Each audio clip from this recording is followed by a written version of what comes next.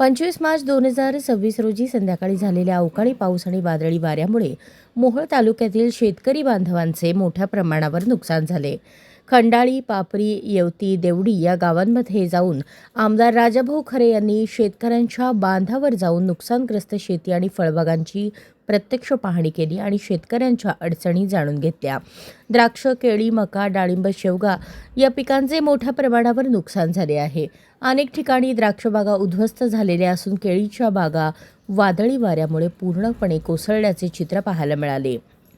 शेतकऱ्यांच्या तोंडी आलेला घास निसर्गाच्या या आसमानी संकटामुळे हिरावून गेल्याची वेदना मनाला चटका लावणारी आहे. या कठीण प्रसंगी प्रत्येक शेतकरी बांधवांच्या पाठीशी मी ठामपणे उभा राहण्याचा विश्वास आमदार राजाभाऊ खरे यांनी व्यक्त केला. या पाहणी दौऱ्यात संबंधित प्रशासकीय अधिकाऱ्यांना सोबत घेऊन परिस्थितीचा सखोल आढावा घेतला. सर्व नुकसानग्रस्त शेतकऱ्यांचे त्वरित पंचनामे करण्याचे स्पष्ट आदेश देत मदत प्रक्रिया जलद गतीने पूर्ण करण्याच्या सूचना देण्यात आल्या. शेतकऱ्यांना नुकसान भरपाई वेळेत मिळावी यासाठी प्रशासनाने तत्परतेने कार्य करावे असे निर्देश देण्यात आले. तसेच वादळामुळे अनेक ठिकाणी वीज पुरवठा खंडित झाल्याने निर्माण झालेल्या अडचणींची दखल घेत महावितरण विभागाला तातडीने वीज पुरवठा सुरळीत करण्याचे आदेश दिले आहेत.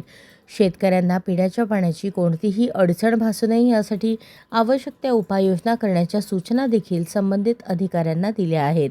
याप्रसंगी सोलापूर जिल्ह्याचे ज्येष्ठ नेते मनोहर डोंगरे, मोहोळ तहसीलदार सचिन मुळीक, तालुका कृषी अधिकारी निगडे, महावितरणचे उपअभियंता पटवेकर तसेच तलाठी, ग्रामसेवक, कृषी सहाय्यक व मंडळ अधिकारी उपस्थित होते.